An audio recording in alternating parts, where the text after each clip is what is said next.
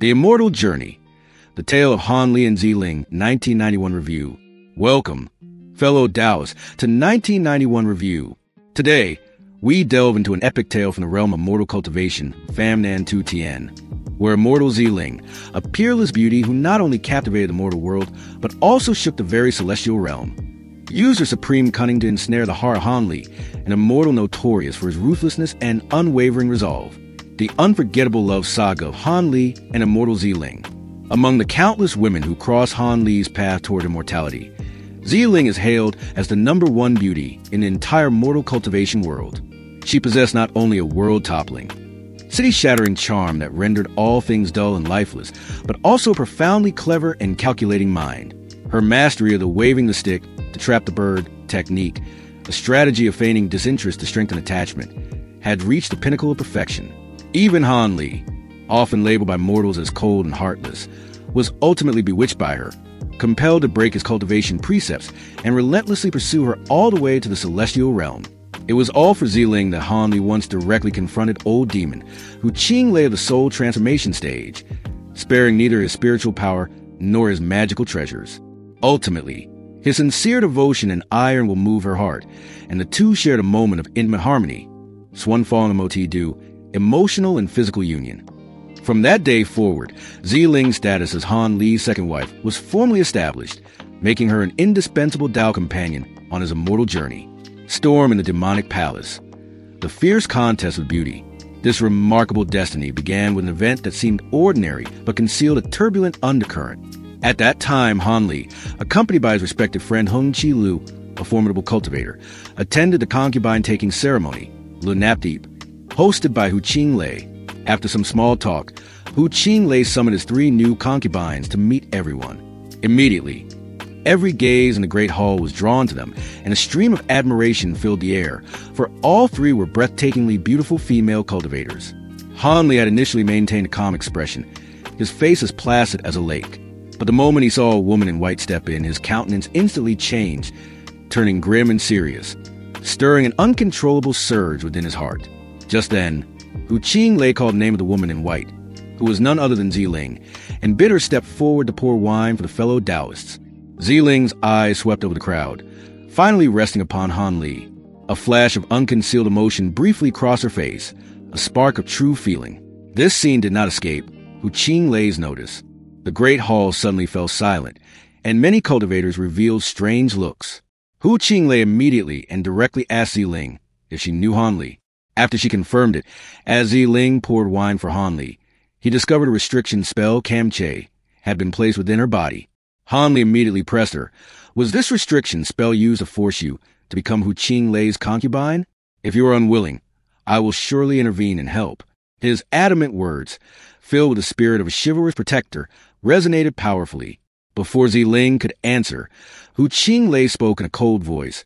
Once you enter the demonic palace, whether you are willing to become a concubine is not yours to decide.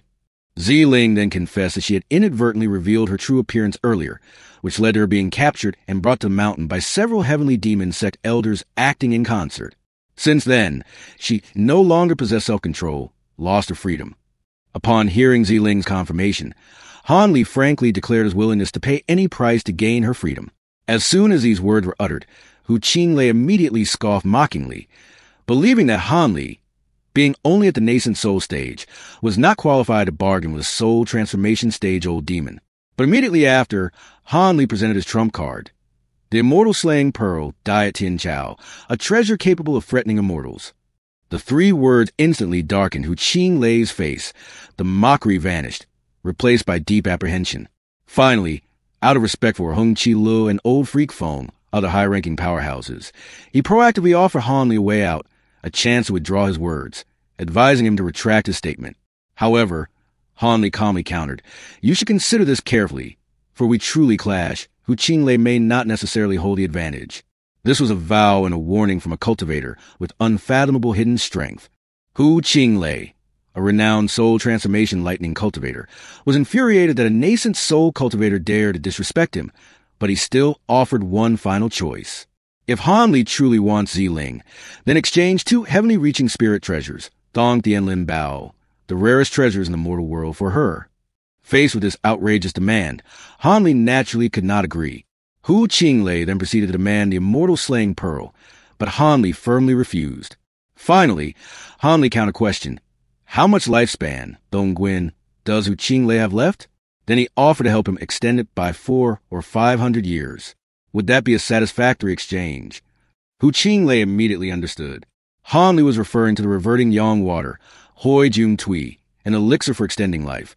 But Han Li stated that he did not have reverting yang water, but could only provide Arctic marrow Han Tai for its refinement. Upon hearing it was only Arctic marrow, Old Demon, who was also extremely disappointed. However, with the heavenly demon sex power, once they obtained the Arctic marrow and found the supreme sun essence fire needed to refine the reverting yang water, hope still remained. This made Hu Qinglei fall silent, beginning to seriously deliberate this perilous life or death transaction. However, Arctic marrow alone was clearly insufficient. Thus, Hu Qinglei proposed a final condition. Han Li must take one blow from him, without using the immortal slaying pearl, and without evading it. Whether Han Li successfully defends or not, he will no longer cause trouble for Han Li and Ling. As soon as this request was made, Ling immediately pleaded with Han Li not to worry about her, but to just leave the heavenly demon sect. Her sincere worry only strengthened Han Li's resolve. Han Li pondered and still agreed. Seeing this, Hu Qinglei immediately withdrew the restriction spell from Ling's body, a pledge of honor fulfilled, while Han Li handed over the Arctic marrow. Afterwards, Hu Qinglei left the Great Hall, awaiting Han Li for the upcoming battle. The fatal blow and the unbreakable vow. Just as Han Li prepared to make his move, the other cultivators also filed out of the Great Hall to watch the excitement. Many people did not believe Han Li could withstand one blow from Hu Qinglei. Even old freak Feng told Hung Qilu, Hu Qinglei recently acquired a new magic treasure. It's highly likely he'll use it this time. Han Li is truly in a situation where the bad outweighs the good. Old Demon, who immediately formed a hand seal, unleashing profound, watery punch, a strike with terrifying power. Han Li did not dare to be careless, and immediately brought out the Void Heaven Cauldron, Hu Thien Din, 8 Spirit Ruler, Bat Lin Zich, and Diamond Cover, Kim Song Chao, his core magic treasures, to deploy 3 layers of defense around his body. Seeing that he was fully prepared, Hu Qinglei brandished his scepter, summoning 7 or 8 massive mountains, a spell to conjure mountains of suppression. Han Li refused to be outdone, and immediately summoned the low-level soul beasts and the 5 child soul heart demons, powerful spirit beasts and avatars, to meet the attack, working in concert to resist the colossal mountains. With a multitude of life-saving measures unleashed, Han Li ultimately succeeded in blocking Hu Qinglei's attack. He even secretly considered whether to use other means to completely destroy this illusory mountain, suggesting he still held back some of his power. But just at that moment, Hong Qilu suddenly stepped forward to halt the exchange. In his view, Han Li had fulfilled the one-blow promise, and there was no need to continue fighting. If this drags on, both sides will lose face. Hong Qilu's appearance caused both Han Li and Hu Qinglei to cease their actions. In the end, Hu Qinglei agreed not to marry Ling, but the other 2 concubines would remain, and the concubine-taking ceremony would still be held 3 days later. Therefore, he temporarily humbled himself to invite Han Li and Hong Qilu to stay for a few more days, to depart after the ceremony was over. Thanks to this, Han Li and Ling could calmly sit and watch the entirety of Hu Qinglei's concubine-taking ceremony, each with their own thoughts and emotions. After the grand ceremony, Han Li bade farewell and led Ling away, and together they sought out an unnamed small mountain, a secluded place, living together for 3 months, like a pair of reclusive Tao companions. During those 3 months, Han Li and Ling finally succumbed to their mutual affection, sharing a moment of intimate harmony, demonstrating their acceptance and emotional bond. Sadly, Ling, being a woman of pride and independent spirit, stated that Han Li already had a Tao companion, Nan Gongwan, could not officially marry her, and she herself did not wish to be a concubine. Therefore, she chose to leave. But in this life, Ling will never fall for any other man, nor will she remarry. She will devote herself entirely to cultivation. This was an unbreakable oath, a confirmation of her singular love for Han Li, despite the separation. With that, Ling calmly left Han Li, leaving him silently gazing at his hands, the hands that were caressing her smooth, jade-like skin only yesterday.